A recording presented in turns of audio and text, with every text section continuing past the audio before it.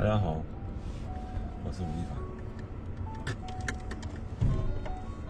今天是我录音的，今天是我住在录音棚的第8天。这次的目标原计划是5首歌，现在做了6首了已经，所以应该能够超额完成，应该能够达到8首歌左右。这次应该能够理想的话。虽然很疲惫，头也非常油，脑细胞也烧死差不多50%了，估计需要几个月才能再恢复这些脑细胞。感觉我这几天唱的歌，还有写的词，唱的歌感觉就可以赶上就是唱几年的 KTV 了，然后写的词差不多可以写几篇作文了已经。还是蛮有成就，还是挺开心的，就是比较累。好了，我就不说废话了，反正说了也用不了。去给自己放个假，明天去赛道去赛车去。然后因为赛道特别远，然后在沙漠那边开车要3个小时，所以而且据说那边就是附近是没有任何那个叫什么商店，对，没有任何商店，所以我们现在要去采购一些食品，但是也不是给我的，因为我并没有资格吃东西，所以我会去给大家采购一些食品，然后给自己采购一些饮料，也就是水或者果汁，还是需要这种零卡果汁。You got shit? What?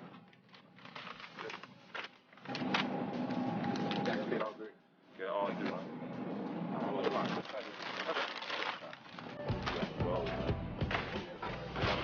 Oh, yeah. Good? Coffee. Why would they do that? 准备也太齐全了。感觉好像我们好像去2、3天一样，其实就去1天。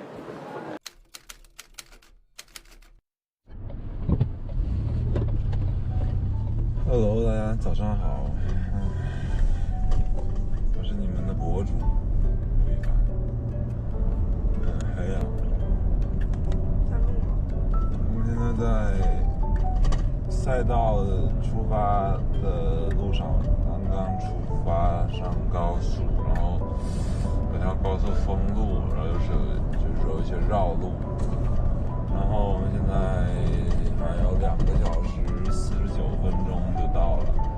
现在的时间是美国时间的5点25分，我们预计8点14分左右可以到，然后就开始今天一天的漫长的赛道时光。对，因为这个赛道太远了，早上8点钟要到，所以本来是休息日的唯一一天休息日，也变成了一个非常早起的一个拼搏的一天。因为我们每天都需要拼搏的去奋斗，为自己热爱的事情而加油。OK， 到那边再说，我先休息。Hello everybody， 经过3个小时的长途巴士，我们现在到了。OK， 更多的细节让我们外景再聊吧。Goodbye。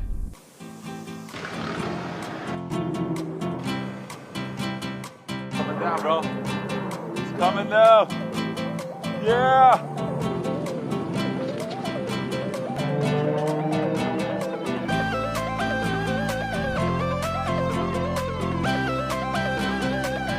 头盔太紧了。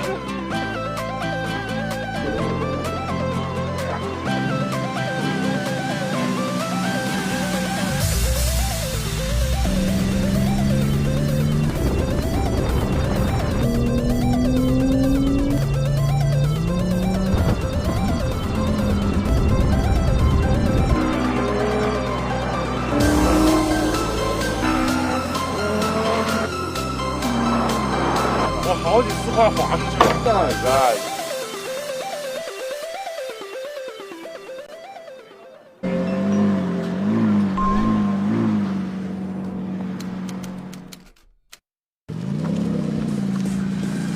Baby, go!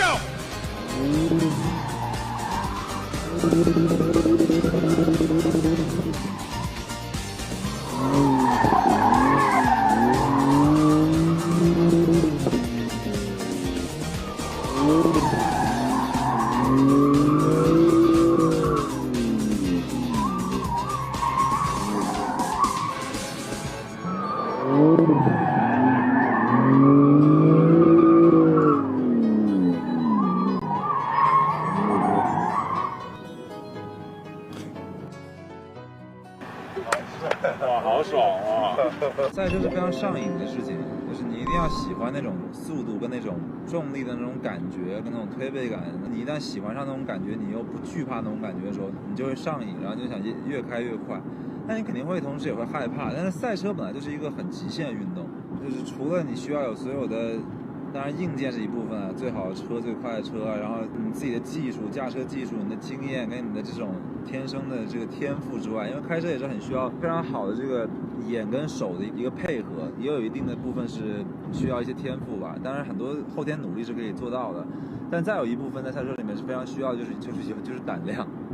赛车其实玩到最后是一个胆量游戏，就是你是不是有这个胆量去。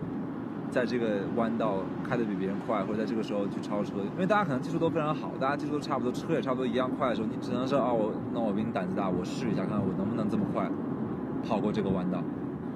You've been waiting. 我今天好多天没有吃肉了，我没有权利吃这个。土豆也不可以吃吧？土豆是淀粉。看着是。吃点泡菜 ，Thank you。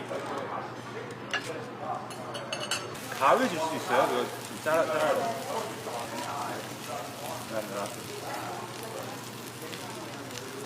来，你不会剪，这个泡菜要这样子，这样竖着剪。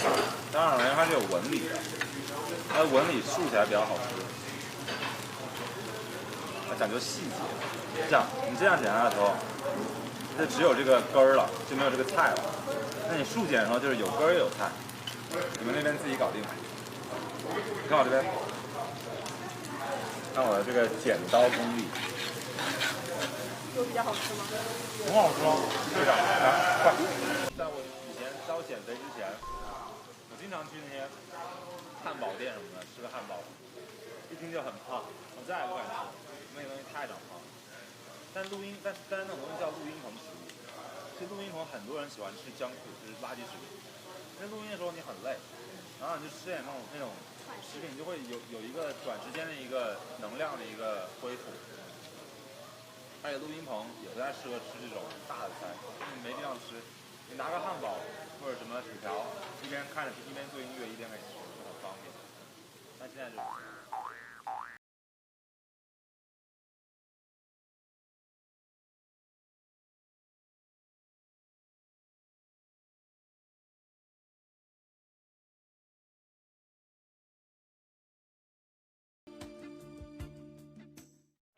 自己觉得我自己很胖，就有的时候看到自己老照片的时候，就发现还是胖，哈哈哈。这是一个来自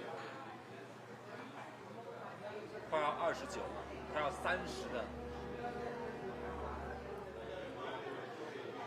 我的目标，我也不知道怎么说，必须要减20斤。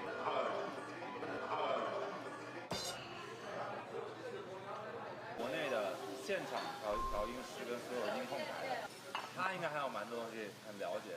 我的现场是怎么唱的那些东西，你可以问问他，我多么的敬业。现在变成工作狂了，我觉得他没有生活，因为有一天很晚了，大白还有说吴老师在捣鼓他那个软件的，大半夜的。我本来想把手机静音的，他问我吧，然后那我要没回复他还不太好意思，但是呢，他要，因为我在看手机啊，如果只要他不问我的话，我就一直等手机，挺傻的。那时候几点？2点多了吧，2点多差不多。他还在捣鼓。对啊，捣鼓，因为他是一个就这件事我这个软件这件事我弄不明白的人，他就要一定把它弄明白。然后我那算了，就不要静音了。然后最终还是发消息来了。反正我现在都静音，算了，我也不知道。小年估计会吐槽的，我跟你说。音乐是他的女朋友，音乐是他儿子。你来往后看。我看有没有来。我跟他在一起演出的压力非常大，我做了无数出演唱会，这次是我最紧张的。调音的时候手抖，是我刚接触这一行的时候我会手抖。那天我真的是开始会紧张，会手抖。监听的腰包，然后他一般都是挂在后面嘛，那个是他自己听的一个设备。他因为挨着肉挂的，因为出汗啊，跳舞出汗，那汗水就把那个腰包打湿了。打湿之后，然后就没声了，设备整个坏掉了。他连唱了5首歌是没有监听的情况下，他说他都在舞台是那个升降台升得很高，基本上很小声，他就靠外场反过来一点点声音去抓这个节奏，非常非常难。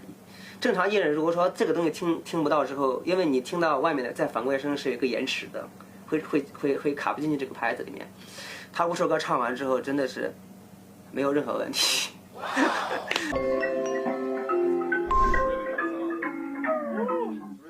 I'm gonna take a little break. My brain is like about to fry, bro. You just did a lot. Yeah. Today, it's Valtteri Bottas who wins the Australian Grand Prix at Albert Park. What a day for Mercedes. What a day for Bottas. Well done, Valtteri. You won the 2019 Australian Grand Prix. Great job. Bravo. How about that? Yeah.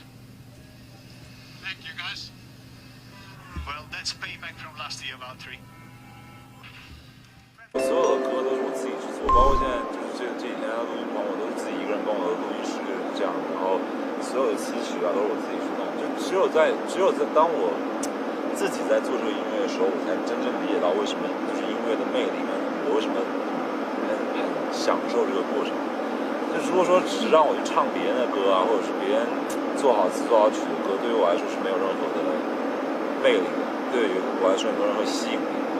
再好听的歌，别人给我发很多 demo 过来，我也觉得说这不是我的歌，对，所以我就不会去唱这样的歌。所以我只有觉得我自己写的歌好听的时候，才特别有成就感。那时候我特别黑，然后也就是那种小平头，没有什么风格，每天就穿个短裤，然后背个那种球包，除了高一点之外没有什么。初3吧，那时候就15、16岁了，就是我每天打球嘛。然后就有一个女孩跟我说，你知不知道你是我们学校的校草之一啊？不知道说啥，那时候我才知道哦，是这样。No, I'm the hand, bro. Broken. See that? Have you realized that, bro? No. It's been broken for like 2 months. What did you do? Basketball. Cut my finger, but it was so bad that it's like I just can't.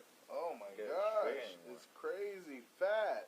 Yeah, like they tell it's crazy that. It's crazy. Yeah, they told me that to like ice it out and stuff, but it's been 2 months. It's crazy. Ugh, Nothing I can do. I didn't even know. Yeah, it's crazy. 我一直朋友都不多，对，一般就只有篮球是我最好的，然后音乐是我最好的。其实我觉得我还是挺